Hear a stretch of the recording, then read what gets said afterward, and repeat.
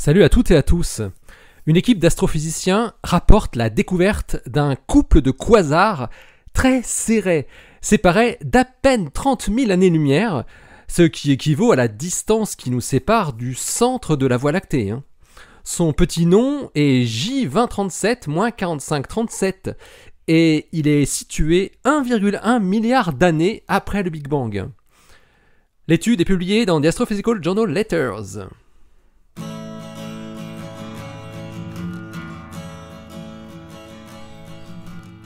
Astronomie, astrophysique, cosmologie, astroparticules. Ça se passe là-haut, par Eric Simon. Lorsqu'ils ont vu ces deux noyaux actifs de galaxies, ce qu'on appelle des AGN, très proches l'un de l'autre dans les images obtenues avec le télescope spatial Hubble, Ming-Hao Yue de l'Université de l'Arizona et ses collaborateurs ont tout de suite pensé à une lentille gravitationnelle produisant un dédoublement de l'image d'un quasar lointain. Mais les images ne montraient aucune trace d'un objet massif en avant-plan susceptible de produire une déflexion gravitationnelle. Le suivi, effectué ensuite en spectroscopie avec le télescope Magellan, s'est révélé formel. Il s'agit bien de deux quasars différents qui non seulement sont très rapprochés en projection, mais qui ont aussi le même décalage vers le rouge, à une précision de 0,01 près, donc un redshift Z égale 5,66, ce qui signifie qu'ils sont bien à la même distance. Leur lumière met 12,7 milliards d'années pour arriver dans nos télescopes. Les deux quasars sont bien distincts, car des différences significatives sont visibles dans la forme de leur spectre, la pente du continuum, mais aussi dans les propriétés de leur raie d'émission. Ces deux noyaux actifs de galaxies, propulsés chacun par un trou noir supermassif, ne sont séparés que par 10 kPa, à peine plus que ce qui nous sépare de Sagittarius A étoile, tapis au centre de notre galaxie. Ils sont donc très proches l'un de l'autre. Il faut préciser que plusieurs dizaines de paires de quasars très proches ont déjà été trouvées, mais toutes à un redshift inférieur à 3, donc plus de 2 milliards d'années après le Big Bang. À partir de leur observation, Yue et son équipe peuvent donner une contrainte observationnelle sur la fraction de paires de quasars resserrés qui existent à un redshift supérieur à 5.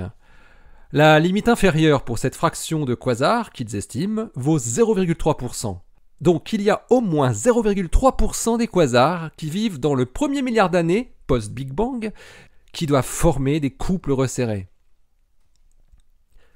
Yue et ses collaborateurs comparent également les propriétés de J2037-4537 avec celles des paires de quasars qui sont déclenchées par les fusions de galaxies dans les simulations hydrodynamiques. Ils trouvent que ces propriétés sont tout à fait cohérentes, ce qui est plutôt rassurant pour la validité de ces simulations. En 2017, Capello et ses collaborateurs avaient exploré les facteurs qui contrôlent l'émergence des paires d'AGN dans les fusions de galaxies.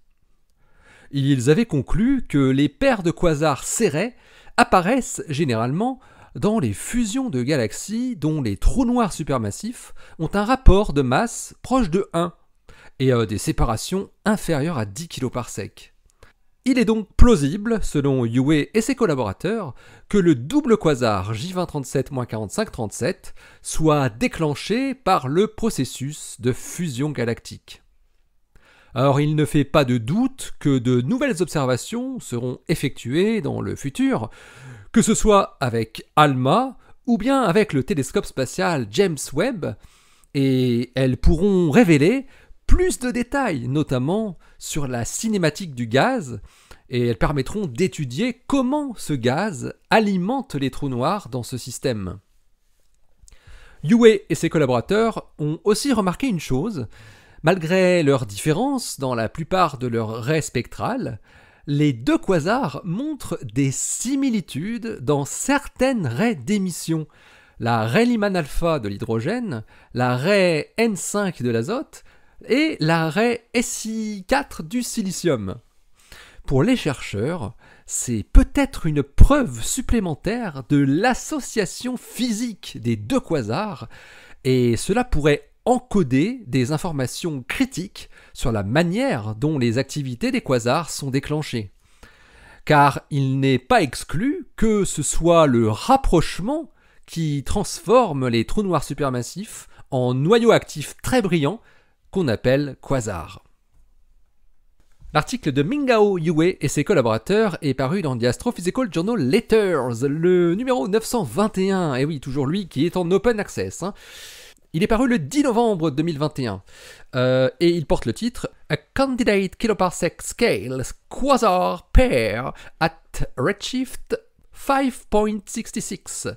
Allez, d'ici la prochaine, portez-vous bien, restez bien les yeux vers le ciel, et restez bien les pieds sur terre. Allez, salut!